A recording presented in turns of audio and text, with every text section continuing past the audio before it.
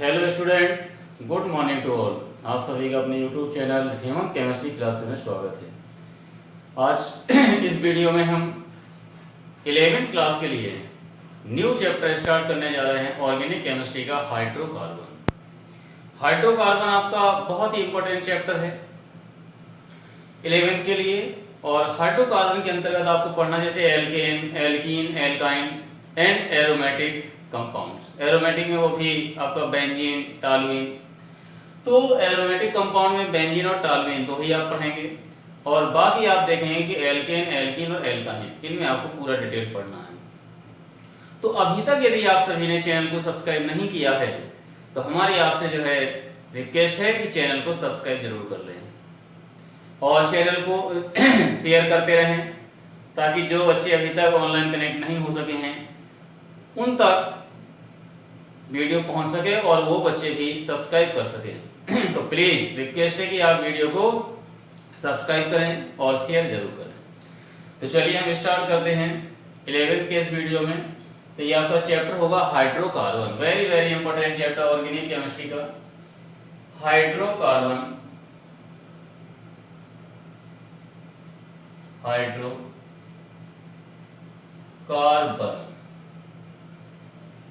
तो बेटा हाइड्रोकार्बन देखेंगे कि हाइड्रोकार्बन क्या है। हाइड्रो मीन्स आपका हाइड्रोजन, हाइड्रो मीन्स हाइड्रोजन,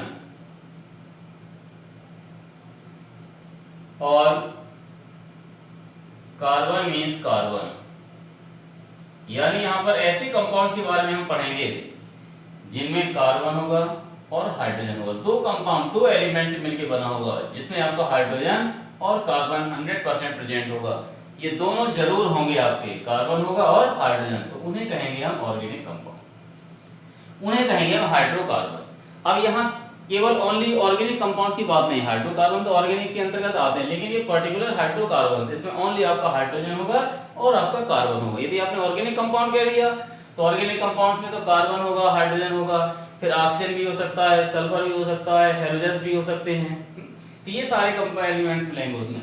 लेकिन हाइड्रोकार्बन यदि आपने कह दिया तो हाइड्रोकार्बन मीन्स कि ऐसे कोई भी ऑर्गेनिक कंपाउंड जो हाइड्रोजन और कार्बन से मिलकर बने होते हैं, जो दो चीजों से मिलकर बने हों, उन्हें कहेंगे हम हाइड्रोकार्बन। तो हाइड्रोकार्बन आपके क्या है कि ऐसे कोई भी ऑर्गेनिक कंपाउंड जो कार्बन तथा हाइड्रोजन से मिलकर बने होते हैं, यहाँ पर ये हाइड्रोजन रहेगी आपकी। ऐसे कोई भी ऑर्गेनिक कंपाउंड जो कार्बन और हाइड्रोजन से मिलकर बने होते हैं उन्हें हाइड्रोकार्बन कहते हैं। अब यहां पर आप देखेंगे कि types of hydrocarbon, types of hydrocarbon. तो बेटा हाइड्रोकार्बन जो हमारे हैं, तो सबसे पहले आप देखें कि व्हाट इज हाइड्रोकार्बन। तो the compound which is formed by the combination of hydrogen and carbon, यानी the compound which contain hydrogen and carbon are called hydrocarbon। यानी ऐसे कोई भी यौगिक, कोई भी कंपाउंड जिनमें हाइड्रोजन और कार्बन प्रेजेंट हो, हाइड्रोजन और कार्बन से मिलकर बने हो, उन्हें हाइड्रोकार्बन कहेंगे। अब यहाँ पर टाइप्स ऑफ हाइड्रोकार्बन या क्लासिफिकेशन ऑफ हाइड्रोकार्बन, तो इसके अंतर्गत आपको यहाँ क्या क्या देखना है। इन्हें डिवाइड किया गया है आपका, एक पहला होगा हमारा unsaturated, unsaturated hydrocarbon. Hydrocarbon unsaturated होगा। और सेकंड आपका सैचुरेटेड हाइड्रोकार्बन, सैचुरेटेड हाइड्रोकार्बन। और फिर आपके होंगे एरोमेटिक, एरोमेटिक।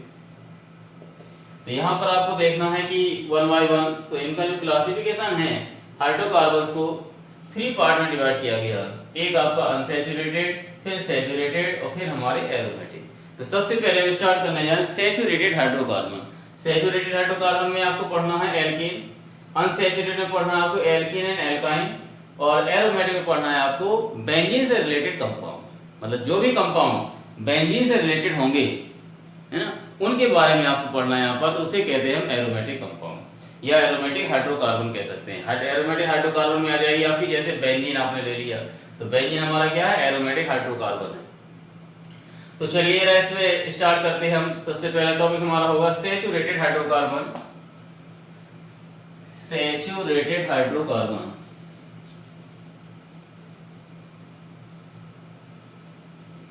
तो ये बेटा सैचुरेटेड हाइड्रोकार्बन में आप क्या देखेंगे, ये आपका सैचुरेटेड हाइड्रोकार्बन।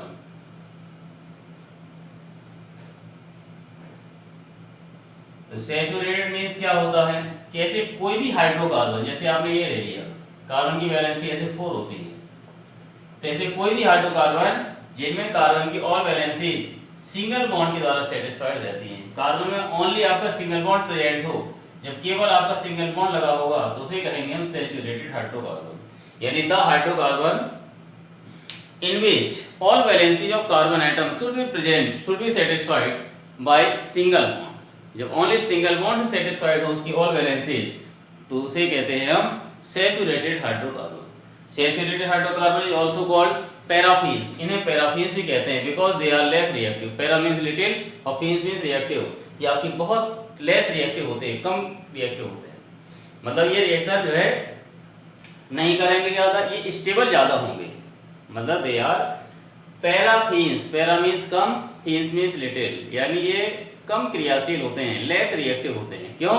क्योंकि इनमें आपका सिंगल बॉन्ड प्रेजेंट होता है। जहाँ सिंगल बॉन्ड होगा वहाँ पर आपका सिग्मा बॉन्ड फॉर्म होता है, और सिग्मा बॉन्ड का formation head to head overlapping से फॉर्म होता है, जिसके कारण ये ज़्यादा स्ट्रॉन्ग होता है। तो ये हमारे सैचुरेटेड हाइड्रोकार्बन। अब सैचुरेटेड में जैसे आपने एग्जांपल ले लिया, इसका जनरल फार्मूला आप लिखेंगे तो CnH2n+2 होता है, CnH2n+2 लिखेंगे। अब इनमें जो मेंबर्स होंगे सैचुरेटेड में जो आपको पढ़ना है वो हमारे आ जाएंगे, जैसे एल्केन्स और एल्केन्स। कोई भी एल्केन हो तो सारे एल्केन आपके इसके एग्जांपल्स होंगे। तो एल्केन में आपने जैसे इसका जनरल फार्मूला CnH2n+2 हो गया। एग्जांपल ले सकते हैं हम, जैसे CH4, C2H6, C3H8 और C4H10। तो ये सब हमारे इस तरीके से क्या हो गए, ये आपके एल्केन्स हो गए, यानी सैचुरेटेड हाइड्रोकार्बन हो गया।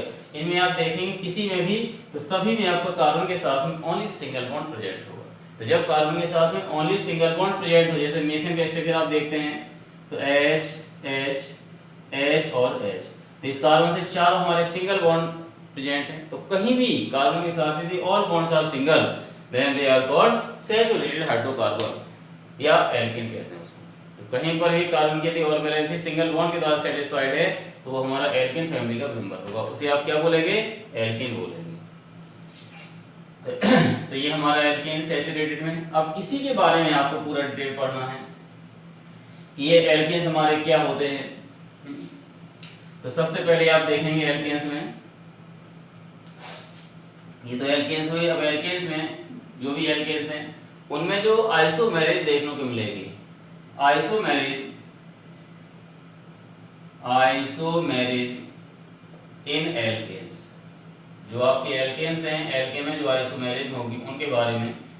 तो एल्केन जो भी हैं वो आपके चेन आइसोमेरिज रिप्रेजेंट करेंगे, चेन आइसोमेरिज। और फिर सेकेंड ये रिप्रेजेंट करेंगे position isomerism, position isomerism. Isomerism में आप पहले चैप्टर में पढ़ चुके हैं। और इसके बाद फिर होगा आपका इसमें कन्फर्मेशनल आइसोमेरिज, कन्फर्मेशनल आइसोमेरिज। तो जितने भी हमारे एल्केन्स होंगे, एल्केन्स में 3 टाइप की आइसोमेरिज रिप्रेजेंट होगी। एक आपकी होगी चेन आइसोमेरिज, एक होगी पोजीशन आइसोमेरिज, और फिर होगी हमारी कन्फर्मेशनल आइसोमेरिज। तो यहाँ पर आपकी ये आइसोमेरिज है कि एल्केन जो आपके होंगे उनमें किस किस टाइप की आइसोमेरिज रिप्रेजेंट होगी, मतलब एल्केन कौन कौन सी आइसोमेरिज को शो करेंगे। तो कौन कौन सी, चेन आइसोमेरिज, पोजीशन आइसोमेरिज और कन्फर्मेशनल आइसोमेरिज, इनको शो करते हैं। अब इसके बाद एल्केन्स में आता है आपका homologous series, homologous series. Homologous series आपकी क्या होती है, यहां पर यदि आपने ले लिया, ये है आपकी होमोलोगस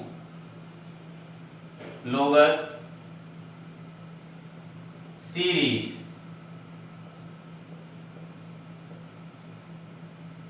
ये ऐसी सीरीज होती है एल्केन्स की जिनमें CH2 का डिफरेंस होता है। इसका डिफरेंस मिलेगा, CH2 का डिफरेंस होगा और उनके जो मॉलिक्यूलर वेट होंगे उनमें आपका 14 का डिफरेंस मिलेगा।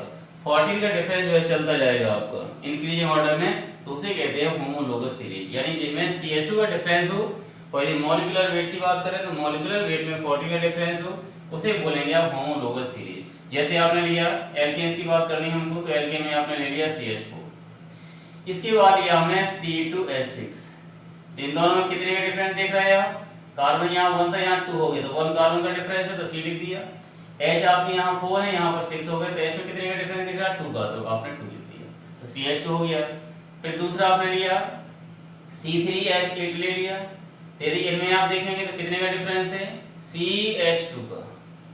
यदि आपने C4H10 ले लिया ब्यूटेन, इन दोनों में देखेंगे तो आपका CH2 का डिफरेंस, और मॉलिक्यूलर वेट में 14 का डिफरेंस होगा, 14 आपका इनकी होता चला जाएगा क्योंकि CH2 है, कार्बन आपका 12 होगा और हाइड्रोजन का 1 और 2 होता है, 2 हाइड्रोजन तो 2 हो जाएगा, तो वहां पर 12 + 2 यानी कितना हो गया 14 हो गया। तो मॉलिक्यूलर वेट में 14 का डिफरेंस आपका मिलेगा। तो ऐसे कोई भी एल्केन्स हो जिनमें CH2 का डिफरेंस हो या मॉलिक्यूलर वेट की हम बात करें तो 14 का डिफरेंस हो, उन्हें कहते हैं होमोलोगस सीरीज। क्लियर। अब इसके बाद हम बात करते हैं प्रिपरेशन ऑफ एल्केन। एल्केन की प्रिपरेशन होगी या प्रिपरेशन ऑफ सैचुरेटेड हाइड्रोकार्बन। तो सैचुरेटेड हाइड्रोकार्बन मींस एल्केन में मेन जो टॉपिक हमारा है वो है एल्केन। अब एल्केन की मेन प्रिपरेशंस के बारे में बात होगी कि एल्केन को हम किस तरीके से प्रिपेयर करेंगे। तो सबसे पहला पॉइंट आपका होगा फ्रॉम अनसैचुरेटेड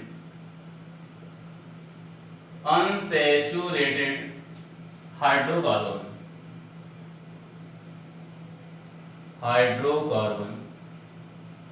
यानी इसे हम अनसैचुरेटेड हाइड्रोकार्बन के द्वारा फॉर्म करेंगे, अनसैचुरेटेड हाइड्रोकार्बन। तो यहाँ पर क्लियर है कि अनसैचुरेटेड हाइड्रोकार्बन्स क्या होते हैं आपके, जहां पर डबल या ट्रिपल बॉन्ड प्रेजेंट हो। ऐसे कोई भी आपके ऑर्गेनिक कंपाउंड जिनमें डबल और ट्रिपल बॉन्ड प्रेजेंट हो उन्हें हम क्या कहेंगे, अनसैचुरेटेड हाइड्रोकार्बन। तो यहाँ पर आपने जैसे एल्कीन ले लिया, एल्कीन में आपने लिया CH2 डबल बॉन्ड CH2, इस एल्कीन की रिएक्शन कराएंगे हम हाइड्रोजन के साथ होगी और in the presence of nickel, platinum और पैलेडियम, इनकी प्रेजेंस में कराएंगे, तो जाकर के ये फॉर्म होता है आपका CH3 सिंगल बॉन्ड CH3। ये आपका एथेन फॉर्म हो गया, एथेन हो गया आपका। यदि आपने यहाँ पर कोई एल्काइन इस तरीके से RCH2 RCH double bond CH2 लिया तो यहाँ पर भी आपका H2 अटैच होगा और यहाँ पर Ni की प्रेजेंस है, प्लेटिनम है और पैलेडियम है, तो फॉर्म होगा आपका RCH और यहाँ पर आपका CH2।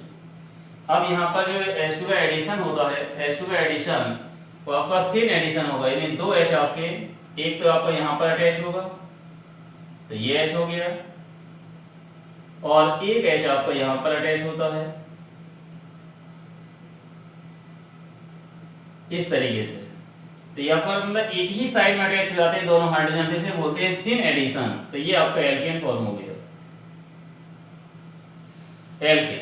यहाँ पर आप देखेंगे कि यदि हमारा जो है सिमेट्रिकल एल्कीन है, जैसे R को हमने हटा दिया, यहाँ से R को हटा दिया, अब इस केस में आप देखेंगे तो केवल हमारा सिन एडिशन होगा, सिन एडिशन। लेकिन हमारी कहीं कहीं अनसिमेट्रिकल एल्कीन्स आ जाए आपकी, अनसिमेट्रिकल हो, तो फिर उस केस में आपका सिन और एंटी दोनों आपका, सिन एंड एंट दोनों प्रकार का आपका एडिशन होगा। तो उसमें आपके जो है इन्वर्जन भी बनेगा और रिटेंशन भी बनेगा।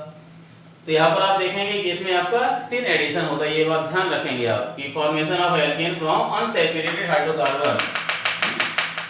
और कौन से हाइड्रोकार्बन से, अनसैचुरेटेड, वो भी सिमेट्रिकल एल्कीन से आपने लिया है, सिमेट्रिकल एल्कीन में सिन एडिशन होगा आपका।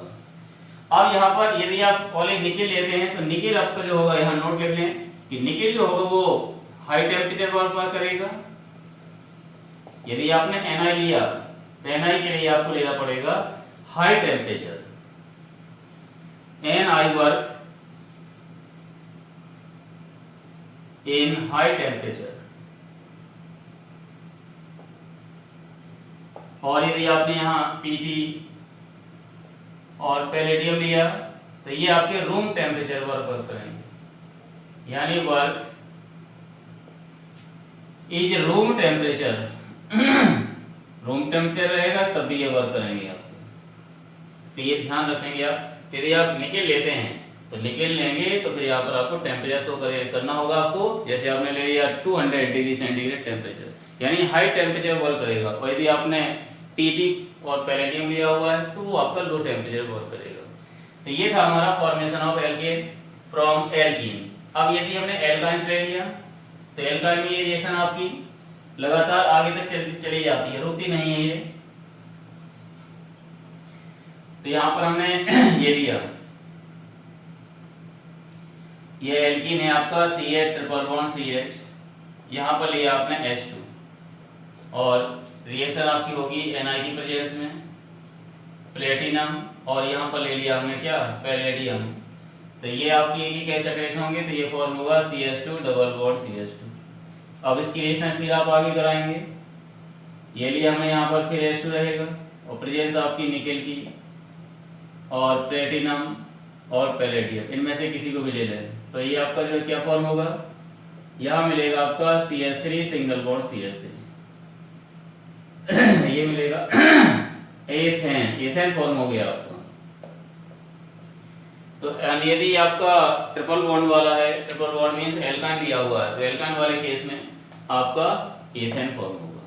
एथेन मतलब एल्केन, डायरेक्ट रिएक्शन होगी आपकी, ये रुकी गई नहीं, ये एल्केन फॉर्म होगा, एल्केन से तुरंत आपका जो है एल्केन बनेगा आपका। सो सीधा आपको एल्केन प्राप्त होगा। बीच में ये जो स्टेप है ये आपका रुकेगा नहीं, ये नहीं कि इससे एल्केन एल्कीन इस तरीके से आप बना दें, मतलब डायरेक्ट आपका जो है एल्काइन से एल्केन फॉर्म होगा। अब यदि कहीं दे दिया जाए, एक हमने कोई एग्जांपल दिया आपको, एक हमने ये एल्कीन दे दिया CH2 डबल बॉन्ड CH2 दे दिया, इसकी रिएक्शन हमने H2 से कराई, प्रेजेंस यही होगी आपकी निकेल की और Pp और Pd पैलेडियम, और हमने लिया यहाँ पर CH ट्रिपल बॉन्ड CH, इसकी रिएक्शन आपने H2 से कराई, निकेल की प्रेजेंस में प्लेटिनम और पैलेडियम की प्रेजेंस, इनमें से किसी को भी आप ले लें तो आपकी एल्केन फॉर्म होगा। अब इनमें यदि रेट की बात की जाए कि इनमें रेट सबसे ज्यादा किसकी होगी, रेट किसकी, मतलब सबसे जल्दी जो है प्रोडक्ट को कौन फॉर्म करेगा, तो रेट जो आपके डबल ट्रिपल बॉन्ड में यदि कंपेयर करेंगे तो आपका जो है ट्रिपल बॉन्ड की होगी। क्यों होगी, इसका रीजन क्या है कि जो हमारा ट्रिपल बॉन्ड में आपका sp हाइब्रिडाइजेशन होता है और डबल बॉन्ड में आपका sp2 हाइब्रिडाइजेशन होता है। तो sp हाइब्रिडाइजेशन में ये जो मॉलिक्यूल हैं आपके, ये इनका ज्योमेट्री जो होगी वो लीनियर होती है, लीनियर एक ही लाइन में आपके अटैच होते हैं। लेकिन इसका जो है आपका sp2 जिसका है, एल्कीन में sp2 होगा तो ट्राइगोनल प्लेनर होगी आपकी। तो ट्राइगोनल प्लेनर जो आपकी होगी अब यहाँ पर आप क्या देखेंगे, जब ये प्लेनर है तो प्लेनर में आपकी ये जो है यहाँ पर इनका शेप आपका कुछ इस तरीके से आपका हो जाता है, इस तरीके से आपका। तो जब इस तरीके से शेप हो जाएगा तो जो हाइड्रोजन है आपका ये आसानी से अटैक नहीं कर पाएगा, आसानी से अटैच नहीं हो पाएगा, आसानी से रिएक्शन नहीं कर पाएगा। यदि प्लेनर स्पीशीज है, प्लेनर जैसे एसिड होता है तो उसमें हाइड्रोजन आपका इजीली रिएक्शन कर लेता है।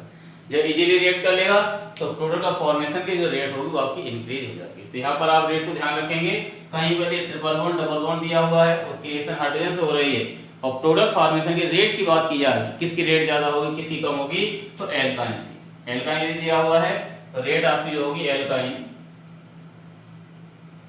Is greater than alkene. Reason इसका क्या है, एल्कीन्स में आपका sp2 होगा, इसमें आपका sp होगा, इसकी ज्योमेट्री लीनियर होगी, इसकी ज्योमेट्री आपकी प्लेनर होगी। तो प्लेनर होने के कारण इसमें हाइड्रोजन आसानी से रिएक्शन नहीं कर पाता है, और ये लीनियर होती है, लीनियर में हाइड्रोजन इजीली जो है रिएक्ट कर लेता है और आपका प्रोडक्ट को फॉर्म कर देगा। तो ये बहुत ही मेन पॉइंट था इसका, तो ये आप जरूर ध्यान रखेंगे। यदि एल्कीन और एल्कान्स दिया है और वहां पर रेट पूछी है कि किसकी रेट हाई होगी किसकी लो होगी, तो आप इजीली बता सकते हैं। अब इसके बाद ये तो एल्काइन से आपने एल्कीन से एल्कीन्स को फॉर्म किया। अब जो हाइड्रोजन है आपका, हाइड्रोजन ट्रांसफर भी हो सकता है, इसी में बहुत सारे केस वगैरह हैं आपके। हाइड्रोजन ट्रांसफर, तो हाइड्रोजन ट्रांसफर से किस तरीके से एल्कीन बनेगा आपका, हाइड्रोजन ट्रांसफर ट्रांसफर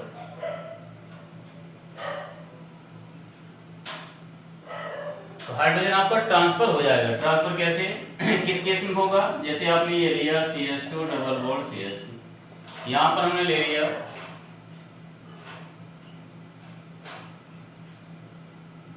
यहां पर H है, यहां पर H है आपका, ये आपने लिया। अब जब इसकी रिएक्शन होगी तो हाइड्रोजन 1 यहाँ पर आएगा, 1 हाइड्रोजन यहाँ पर आएगा, तब फॉर्म होगा CH3 सिंगल बॉन्ड CH3। और जब ये हाइड्रोजन यहाँ से रिमूव हो जाएंगे तो यहाँ पर आपका एक डबल बॉन्ड का फॉर्मेशन हो जाएगा, यानी स्टेबल कंपाउंड फॉर्म हो जाएगा बेंजीन। ये बेंजीन वाले केस में ये आपको देखने को मिलेगा कि मतलब स्टेबल कंपाउंड फॉर्म होता है, तो स्टेबिलिटी गेन करने के लिए अपने हाइड्रोजन को दे सकता है और देने पर आपका ये एल्केन फॉर्म हो जाएगा। यहाँ पर हो गए हमारे हाइड्रोजनेशन, यानी हाइड्रोजन ट्रांसफर हो गया आपका, हाइड्रोजनेशन हुआ, हाइड्रोजन आया अटैच हुआ आपका, लेकिन आपका कहाँ से आया, कैसे आया, स्टेबल कंपाउंड फॉर्म होने के। यहाँ से मैं ये लिया था आपने, इससे दोनों हाइड्रोजन आपके रिमूव हो गए तो यहाँ पर डबल बॉन्ड का फॉर्मेशन हो गया, यानी ये बेंजीन फॉर्म हो गया। बेंजीन आपका एक स्टेबल कंपाउंड हो गया। तो यदि रिएक्शन के दौरान कोई स्टेबल कंपाउंड फॉर्म हो रहा हो तो फिर वहां उस केस में हाइड्रोजन ट्रांसफर भी पॉसिबल है आपको। इस केस में ये आपका कंपाउंड दोनों H को ट्रांसफर कर सकता है और करके एल्कीन का फॉर्मेशन कर देगा और आपका बेंजीन हो जाएगा। इसके बाद ये हमारे सब हाइड्रोजनेशन रिएक्शन है, कहीं पर भी अनसैचुरेटेड हो, डबल या ट्रिपल बॉन्ड हो, उनकी रिएक्शन हम हाइड्रोजन से कराते हैं तो उसे हम बोलते हैं हाइड्रोजनेशन रिएक्शन। यह एक नेम रिएक्शन भी है, सबइटियर सेंडेरेस रिएक्शन बोलते हैं इसको, तो ये नेम रिएक्शन के नाम से भी जानी जाती है। और एक आपका सिलेक्टिविटी आपका कि हम किस तरीके से सिलेक्ट करेंगे, कोई भी मान लो हमें एल्कीन दे दिया, जैसे ध्यान दें CH3 CH double bond CH, यहाँ CH2, यहाँ CH, फिर CH2 कर दिया, फिर CH डबल बॉन्ड CH2 इसकी रिएक्शन आपने H2 के साथ कराई, हाइड्रोजन रहेगा आपका और प्रेजेंस रहेगी आपकी निकेल, प्लेटिनम और पैलेडियम। अब जब इसकी प्रेजेंस रिएक्शन कराएंगे, सब कैटालिस्ट हैं आपके। अब यहाँ पर जो आपने इसका लिया तो इसमें जब रिएक्शन आप कराएंगे तो प्रोडक्ट हमारे क्या क्या हो सकते हैं, क्या ये हाइड्रोजन दोनों डबल बॉन्ड को सैचुरेट कर देगा या ओनली वन डबल बॉन्ड को सैचुरेट करेगा, वन को करेगा तो किसको करेगा आपका। तो यहाँ पर आप पहले देख रहे हैं हमारी जो है एल्कीन से, अब इसकी रिएक्शन जब होगी तो क्या क्या फॉर्म हो सकते हैं ये आपको देखना है। तो यहाँ पर CH3 जैसे हमने इसका सैचुरेशन कर दिया तो ये प्रोडक्ट बनेगा आपका CH2 single bond CH2 CH2 CH2 CH double bond CH2, एक प्रोडक्ट आपका ये हो गया। और एक सेकंड प्रोडक्ट, सेकंड ऑप्शन आपके पास ये ऑप्शन ए हो गया और ये ऑप्शन बी। अब इन दोनों में से कौन सा हो सकता है, इसका प्रोडक्ट क्या होगा, ये आपको डिसाइड करना है, ये आपको खुद सिलेक्ट करना है कि यहाँ पर जो है तो क्या होगा। अब ये जब आपने लिया तो यहाँ पर अब हम चाहते हैं कि हम उसको सैचुरेट करें, तो ये आपका CH3 CH double bond CH single bond CH2 single bond CH2 single bond CH2 single bond CH3, ये आपका प्रोडक्ट फॉर्म होगा। अब इन दोनों में से ये प्रोडक्ट हम लेंगे कि इसको लेंगे, ये आपको डिसाइड करना है। तो जो हमारी स्टेबल एल्कीन फॉर्म हो रही हो, हाइड्रोजनेशन से जो स्टेबल एल्कीन हो वही हमारा फाइनल प्रोडक्ट होगा। अब एल्कीन की स्टेबिलिटी आप कैसे देखेंगे, नंबर ऑफ अल्फा हाइड्रोजन से। अल्फा हाइड्रोजन काउंट कर लें, इसके लिए हम अल्फा हाइड्रोजन की बात करेंगे तो इस ग्रुप के आगे ये कार्बन है, इसके साथ में 2 हाइड्रोजन एटम हैं, तो अल्फा हाइड्रोजन आपके पास कितने हैं, 2 हैं, तो ये हो गए हमारे 2 अल्फा हाइड्रोजन। और यदि हम इसको देखें यहाँ पर आपका ये डबल बॉन्ड है, इसके साथ यहाँ पर 3 हाइड्रोजन अटैच हैं, तो 3 अल्फा हाइड्रोजन हो गए और 2 आपके ये हैं, तो ये हो गए टोटल आपके 5 अल्फा हाइड्रोजन।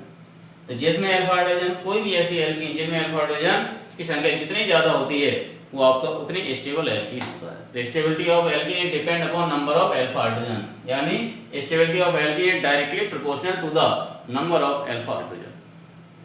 तो ये हमारी स्टेबल एल्कीन हो गई। तो हमारा जो फाइनल प्रोडक्ट होगा वो आपका ये हो जाएगा। यदि आपने ये लिख दिया तो हमारा ये गलत हो गया। तो क्लियर। तो इस तरीके से हम हाइड्रोजनेशन में एल्कीन की सिलेक्टिविटी भी कर सकते हैं कि कौन सा एल्कीन, मतलब प्रोडक्ट क्या बनेगा, आपका प्रोडक्ट क्या होगा। तो जब कई उसमें डबल बॉन्ड दिए हों तो किस डबल बॉन्ड का वो सैचुरेशन करेगा, किसका नहीं करेगा, किसको छोड़ेगा, तो ये चीज आप खुद डिसाइड करते हैं स्टेबिलिटी के बेस पर। तो जितनी ज्यादा स्टेबल आपका एल्कीन फॉर्म होगा वही आपका फाइनल प्रोडक्ट होगा। और स्टेबिलिटी हम कैसे डिटरमाइन करेंगे, नंबर ऑफ अल्फा हाइड्रोजन से। अल्फा हाइड्रोजन काउंट कर लें। अल्फा हाइड्रोजन क्या होते हैं, ग्रुप को जो ग्रुप के आगे जो कार्बन होते हैं उसके साथ जो भी हाइड्रोजन अटैच होंगे वो हमारे कहलाते हैं अल्फा हाइड्रोजन। तो ये था हमारा हाइड्रोजनेशन ऑफ एल्कीन एल्काइंस, यानी हाइड्रोजनेशन ऑफ अनसैचुरेटेड हाइड्रोकार्बन्स। तो ये प्रिपरेशन चल रही थी आपकी।